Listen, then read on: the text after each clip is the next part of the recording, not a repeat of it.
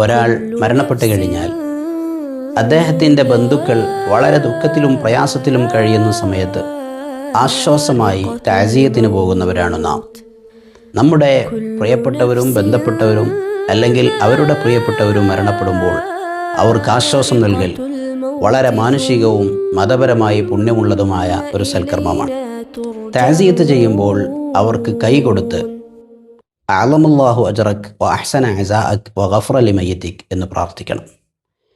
നമ്മോട് ഇങ്ങനെ താസിയത്ത് ചെയ്യപ്പെട്ടാൽ അതിനും പകരമായി നാം തിരിച്ച് എന്താണ് പറയേണ്ടത്? മഹാന്മാരായ ഇമാമുകൾ കൃത്യമായി അക്കാര്യം രേഖപ്പെടുത്തി വെക്കുന്നുണ്ട്.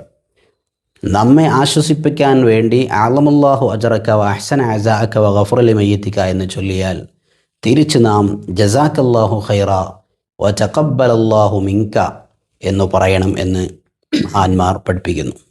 ആധികാരിക പ്രാമാണിക ഗ്രന്ഥങ്ങളെ അവലംബിച്ച് നമ്മുടെ ജീവിതത്തിലെ വിവിധ സാഹചര്യങ്ങൾ, ജനനം, മരണം, വിവാഹം, ദാമ്പത്യ ജീവിതം തുടങ്ങി മഴ, കാറ്റ്, ഇടി, പ്രയാസമുണ്ടാകുമ്പോൾ, ദുഃഖമുണ്ടാകുമ്പോൾ, വിഷമ സമയത്ത്, ഇങ്ങനെ ജീവിതത്തിലെ വിവിധ സാഹചര്യങ്ങളിൽ നമുക്ക് ആവശ്യമായി വരുന്ന ദിക്റുകൾ, ഖുർആൻ, ഹദീസ്, ആധികാരിക പ്രാമാണിക ഗ്രന്ഥങ്ങൾ എന്നിവയെ അവലംബിച്ച് ലളിതമായി ക്രോഡീകരിച്ച ഒരു പുസ്തകമാണ് ആത്മശാന്തി ദിക്റുകളിലൂടെ എന്ന ഈ പുസ്തകം.